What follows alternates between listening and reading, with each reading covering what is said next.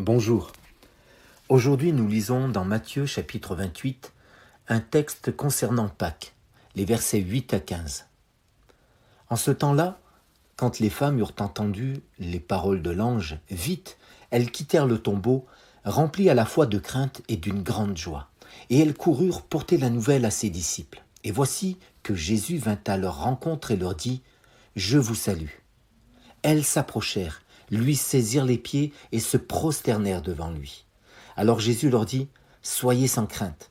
Allez annoncer à mes frères qu'ils doivent se rendre en Galilée, c'est là qu'ils me verront. » Tandis qu'elles étaient en chemin, quelques-uns des gardes allèrent en ville annoncer au grand prêtre tout ce qui s'était passé. Ceux-ci, après s'être réunis avec les anciens et avoir tenu conseil, donnèrent aux soldats une forte somme en disant « Voici ce que vous direz.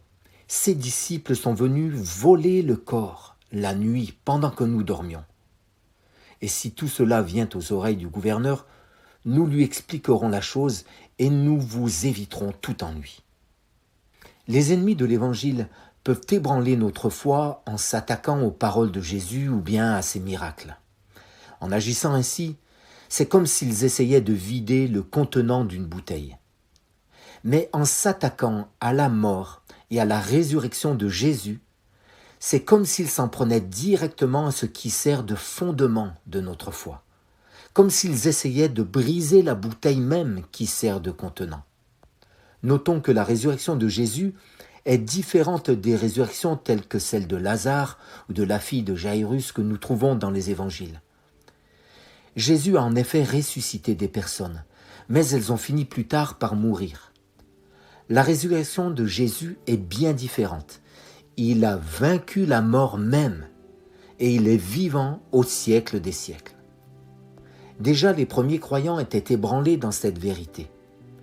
Et Paul a dû défendre la foi en la résurrection de Jésus-Christ en ces termes dans 1 Corinthiens au chapitre 15.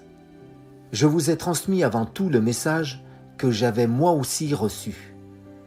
Christ est mort pour nos péchés conformément aux Écritures. Il a été enseveli et il est ressuscité le troisième jour conformément aux Écritures. Ensuite, il est apparu à Céphase, puis aux 12. Après cela, il est aussi apparu à plus de 500 frères et sœurs à la fois, dont la plupart sont encore vivants et dont quelques-uns sont morts. Ensuite, il est apparu à Jacques, puis à tous les apôtres. Après eux tous, il m'est apparu à moi aussi, comme à un enfant né hors terme. Or, si l'on prêche que Christ est ressuscité, comment quelques-uns parmi vous peuvent-ils dire qu'il n'y a pas de résurrection des morts ?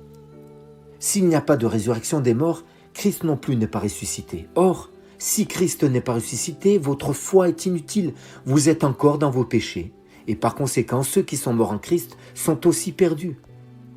Si c'est pour cette vie seulement que nous espérons en Christ, nous sommes les plus à plaindre de tous les hommes.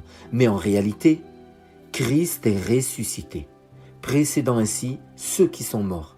En effet, puisque la mort est venue à travers un homme, c'est aussi à travers un homme qu'est venue la résurrection des morts. Et comme tous meurent en Adam, de même aussi tous revivront en Christ, mais chacun à son propre rang, Christ en premier, puis ceux qui appartiennent à Christ lors de son retour. Moi aussi, mon ami, je peux attester que Jésus-Christ est vraiment ressuscité. Par la foi, dans un élan de repentance, j'ai crié à lui et je l'ai rencontré, lui, le vivant à jamais. Oui, mon ami, de même que Christ est vraiment mort, il est aussi vraiment ressuscité. Sans la résurrection, l'évangile est sans force. Cela aurait voulu dire que Jésus serait mort pour ses propres péchés à la croix. Or, la Bible déclare qu'il était sans péché. Il mourait sur la croix en portant le poids de tes péchés et des miens. Et s'il était resté dans le tombeau, il n'aurait pas pu nous justifier devant le Père. Il fallait qu'il se présente devant le Père afin d'accomplir la justice de Dieu et de nous accorder le pardon. Le texte de l'Épître aux Hébreux le décrit bien.